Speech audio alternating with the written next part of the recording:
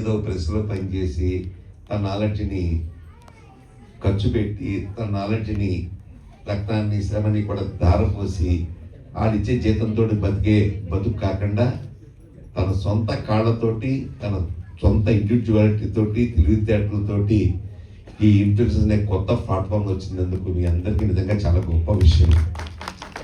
ఒక 20 సంవత్సరాల కింద కనుక మీరు కనుక పుట్టుంటే ఇలా ఉండేది కాదు. ఇవాళ మారిపోయింది, ప్రపంచం మారిపోయింది. ప్రపంచం మీరు ఇవాళ వంట చేస్తూ గరిటె తిప్పింది ప్రపంచం అంతా కూడా చూడొచ్చు. ఆ టెక్నాలజీ వచ్చేసింది. మీరు నిజంగా ఇన్ఫ్లుయెన్సర్స్ ఆ పేరు ఎవరు పెట్టారు కానీ నిజమైన ఇన్ఫ్లుయెన్సర్స్ మీరు. కానీ వచ్చిన ప్రాబ్లం ఏంటంటే టక మనం నిజంగా చెప్పండి, మీ అందరికీ దేవుడు ఎక్కడున్నాడో తెలియదు కానీ మీకు సెల్ ఫోనే దేవుళ్ళు. సెల్ ఫోన్ ఉండబట్టే ఈ రోజున మీ ఇన్ఫ్లుయెన్స్ ఎంత సక్సెస్ అవుతుంది. ప్రతిరోజు మీ ఇంట్లో దేవుడు పడడం పక్కన సెల్ ఫోన్ కూడా పెట్టడానికి పూజ చేయమని అభిగాథలు తెలిగించుకొని పడుతున్నాను. ఆ ఇన్ఫ్లుయెన్స్ అనేది చాలా అద్భుతంగా ఉందండి. కొత్త తెలివితేటలు తెలుస్తున్నాయి. నాకు భయం వేసింది. మొన్న ఒక అతను ఒక వీడియో పంపించారండి. అందులో ఏంటంటే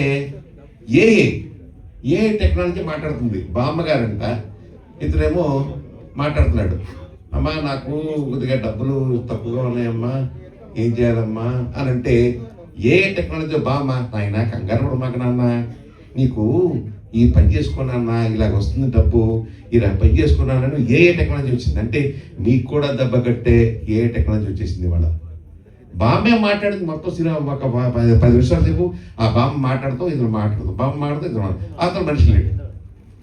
ఆ మధ్యలో నేను ఒక పెద్ద డైరెక్టర్ తోటి ఫ్లైట్లో వెళ్తున్నాను. వెళ్తుంటే పక్కన కూర్చున్నాడు, ఏదో మామూలుగా మాట్లాడుతూ కృష్ణ గారు ఏంటంటే విషయాలు అంటే మామూలు మాట్లాడుకున్నప్పుడు సార్ నేను ఒక పాట లిరిక్ అడిగానండి, 5 నిమిషాల్లో లిరిక్ వచ్చేసింది నాకు లవ్ మీద. నాకు మ్యూజిక్ కావాలని అడిగాను, మరో 5 నిమిషాల్లో మ్యూజిక్ వచ్చేసింది. మళ్ళీ దానికి సింగింగ్ కావాలని అడిగాను, మళ్ళీ 5 నిమిషాలు సింగింగ్ వచ్చేసిందండి. టోటల్గా 15 నిమిషాల్లో పాట అయిపోయిందండి నాకు.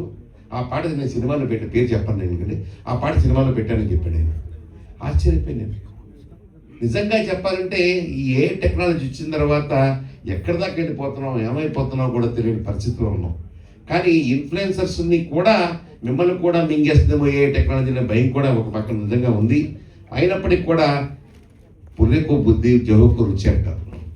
మీ యొక్క ఆలోచన విధానం కానీ మీరు ప్రజెంట్ చేసే విధానాలు కానీ అద్భుతంగా చేసుకొని నిమిషానికి పదును పెడుతూ జనాలు ఎలా ఎంటర్టైన్ చేయాలి, జనాలు కొత్తగా విజ్ఞానాన్ని నేర్పాలి, కొంత జనాలకు ఏ రకమైనటువంటి టూరిజం చేయాలి అనే అన్ని రకాలుగాను కూడా మీరు ఇన్ఫ్లుయెన్స్ చేస్తారు. చాలా సంతోషం. కాకపోతే ఒక ప్రాబ్లం ఒకటి చిన్న ఉందండి, ఒక చిన్న ప్రాబ్లం, అది పెద్ద ప్రాబ్లం కాదు. కోట్లు పెట్టి సినిమాలు తీస్తారు. రెండో రోజు మొత్తం మార్నింగ్ షో అవ్వగానే ఆ సినిమా గురించి చేర్చి చెండా చేస్తున్నారు. దాంతో ఎంత నష్టపోతానని మాత్రం నాకు తెలుసు. నేను అనుభవించాను. చాలా నిర్మాత చాలా అనుభవిస్తాను.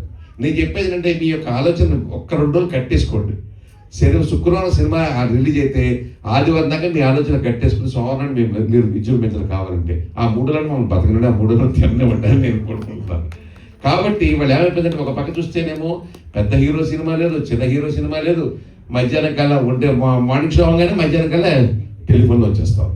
ఏం చేస్తాం? పరిస్థితి అలాగ ఉంది, టెక్నాలజీ ఆ రకంగా ఉంది. కాకపోతే మీ ఇన్ఫ్లుయెన్సర్స్ తాలూకా ప్రపంచం ఇది. నిజంగా మీరు ఎంతవరకు వెళ్ళగలిగితే అంతవరకు మీకు అవధులు లేని అద్భుతమైన అవకాశం మన టెక్నాలజీ కల్పించింది. కాబట్టి ముందుకు రండి, చక్కగా చేసుకోండి, మరింత అవార్డులు పొందాలని చెప్పి విష్ణుని మనస్ఫూర్తిగా అభినందిస్తున్నాను. ఎక్కడెక్కడ ఉన్న వాళ్ళని తీసుకొచ్చి వాళ్ళకి అవార్డులు ఇప్పించి ఈ ఇన్ఫ్లుయెన్సర్స్ అవార్డు పేరుతో ఈ కార్యక్రమం చేసిన ధన్యవాదాలు చెప్తూ thank you very much. Thank you so much అండి.